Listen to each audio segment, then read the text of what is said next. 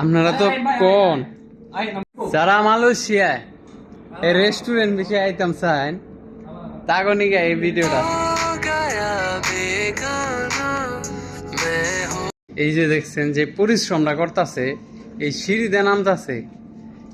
আপনারা তো কোন